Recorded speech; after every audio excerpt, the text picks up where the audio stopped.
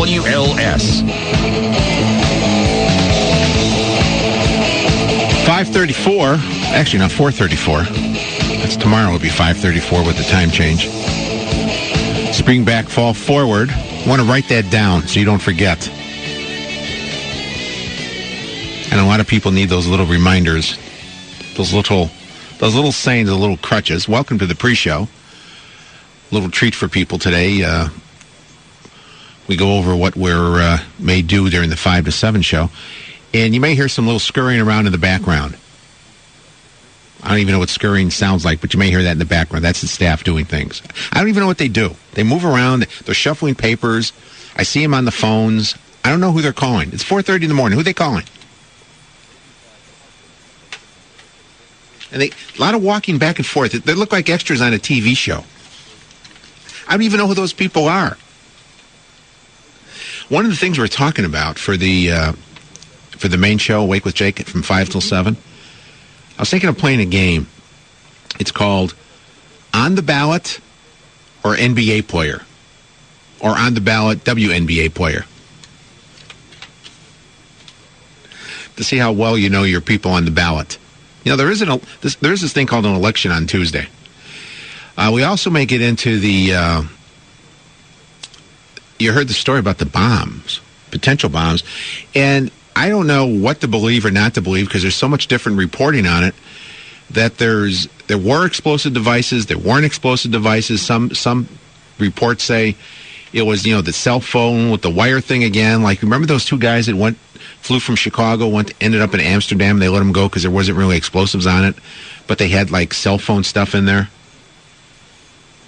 And I joked about that at the time. My wife was going to California, and she ended up on the pat-down list.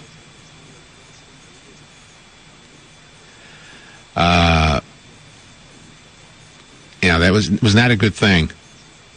Not a good thing that day.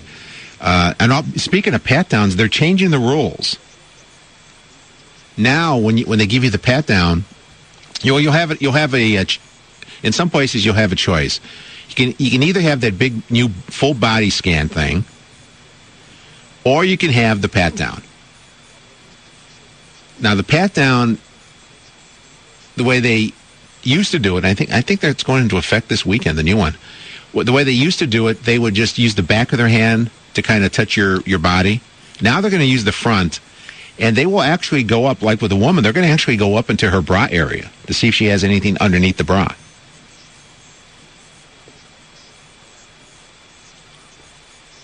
Yeah, how about that? Have a good time there. Peggy in Chicago, welcome to the pre-show, Peggy. Oh, Jake, good to talk to you. I have, in this world of complete insanity, I have a story, a joke. There was this couple, and they came into a town. Let me ask you this before you even start this, Peggy. Yeah. Why do you feel the need at 4:30 in the morning to tell a joke?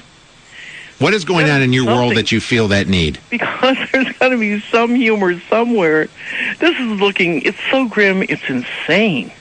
Which brings me to my story. There was this couple, and they came into this town. Is this going to be a funny joke? Yes. They had, there was a convention there. There weren't any rooms, right? They went to every place, finally got a room, right? And the husband said, I'm going out to get a newspaper. And the wife said, I'm sagging out. I'm going to bed, right?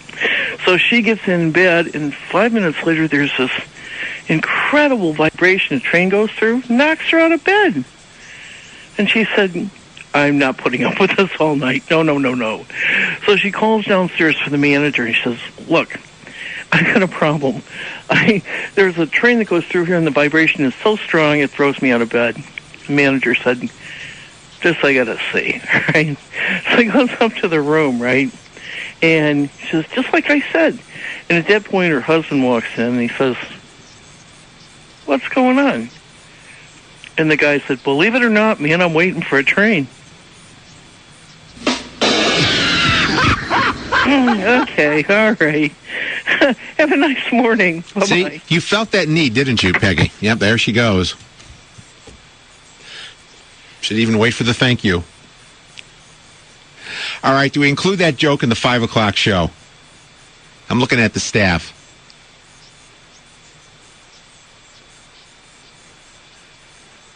I guess not. Did not go over well with the staff. Was it because it was the newspapers? Should have been the internet? Should have been more updated? Is that it? God. I don't know. Now, was the president funny? Anybody see the president on Jon Stewart the other night? We have a clip from it. Can you find that clip where the president made a joke?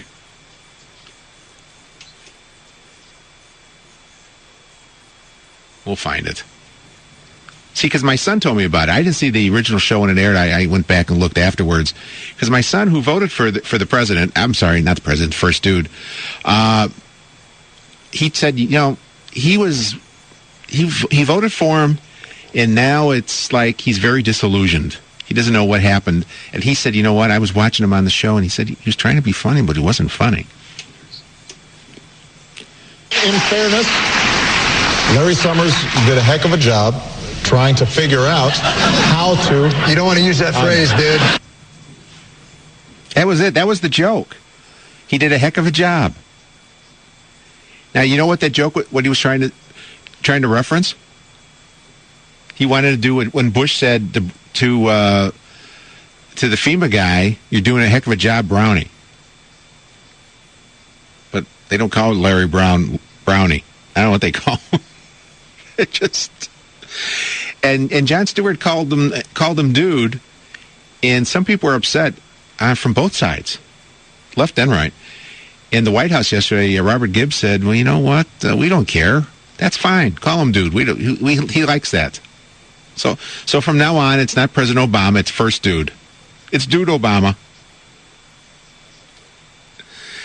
Somebody says, "Didn't you like that, him going?" I said, "Nah, I don't. You know what? I don't want my president to be a buddy.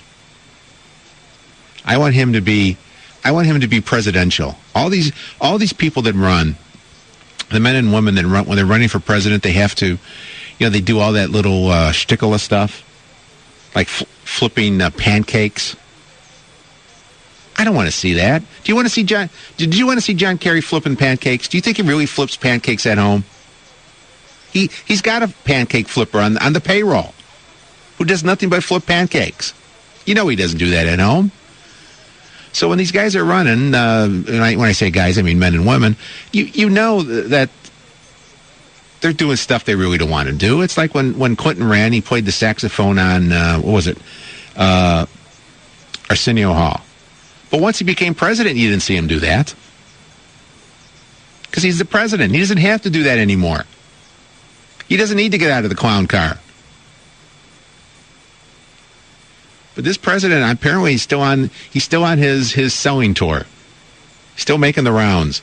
He's still trying to replace Maury Povich or Oprah when she leaves, I guess. And he was trying to be funny, and it wasn't coming across. And I got the impression, watching the stuff I watched afterwards, and this is what my son told me. My son said, it wasn't like they were laughing with him as much as they were laughing at him.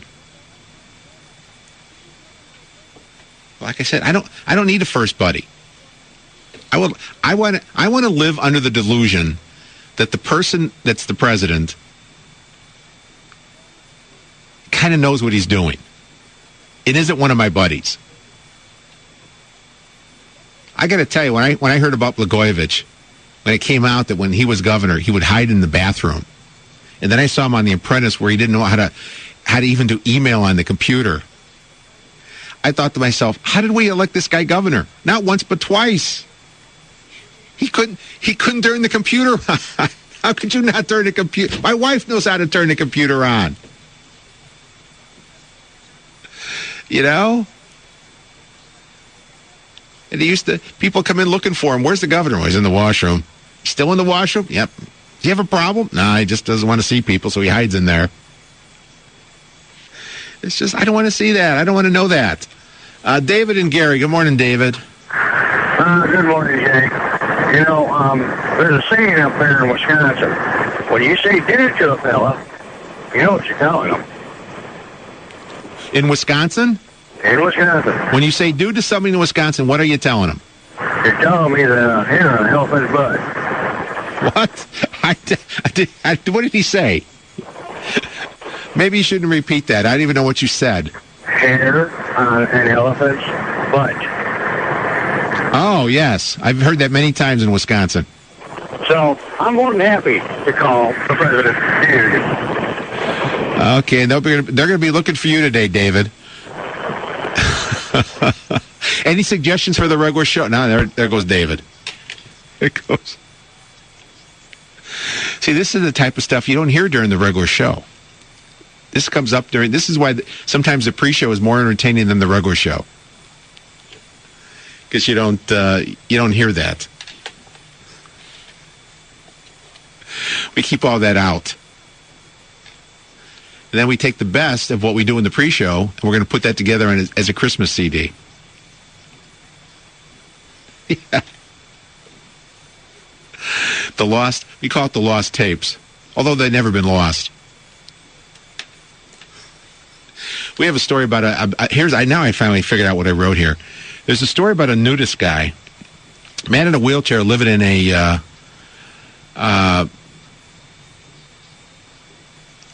nudist colony down in Florida, and they want to throw him out, and he thinks it's discrimination because he's in a wheelchair. Do we include that in the 5 o'clock show? Bob in Highland. Good morning, Bob.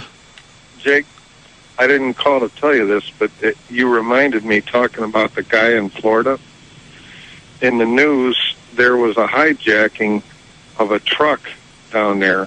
I don't know if you heard about this, but it was a truckload of Viagra. No, I didn't hear that. Yeah, well, the guy carjacked this truck, and the only clue they have is it's a hardened criminal. But that's not the reason I called. Sexy time. Are you there? Yeah, okay. That's not the reason I called. Okay. The reason I called was because I have gotten so tired of Obama not acting like a president. And I mean, it really does discredit. It's beyond discrediting himself. He really is discrediting the office, and he's bringing it down to something below what it ought to be. But I've really come to a point, Jake, where I don't want him acting presidential.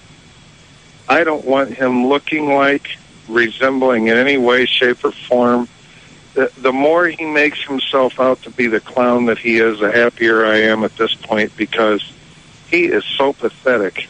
I want, in history, when people look back, I want it to be very clear that he's like Jimmy Carter on steroids. He's really, really bad. Well, I mean, you want to compare him to Jimmy Carter with policies, but Jimmy Carter, say what you will, he acted like a president. Well, although he wore those stupid sweaters, but... Yes, he did act like a president, and that's why I say Jimmy Carter on steroids. Not only is his policies terrible, but he is not acting like a president. Almost never. I mean... He does. I know what you're talking about. He does the NCAA basketball shows. He talks about the football polls, and he does a lot of... I mean, this thing with Stewart the other day, and I know he's trying to get back the young base. But I got to tell you, my son's 20 years old, and he looked at him and he said, "You know what, Dad?" He said, they weren't laughing with him. They were laughing at him. Well, it's to the point with me, Jake, to where I am actually surprised if he does something that is presidential. He is just... we couldn't have done worse. And if we can bounce back on this election, I'm really going to be scratching my head saying, how could the same people that did what they did 2 years ago do a turnaround so quick? It's going to restore my faith in the humanity of the American people if we can reverse the tides here of what we did 2 years ago. Well, in the 5 o'clock hour in the first half, I'm going to tell the story about, at least in my opinion, how we got to where we are. I'll be listening. And yeah, because you know what he's doing, he's still running for office. He's not governing; he's still running for office. Well, that's what he's doing. I hope he discredits himself to the point that even the people that love him can't stand him. Well, there's a lot of people that used to love him can't stand him anymore. Well, that makes me happy. Thanks, Bob. All right, bye. It's 4:49. Back after this on the WOS pre-show of the Jake Show right here.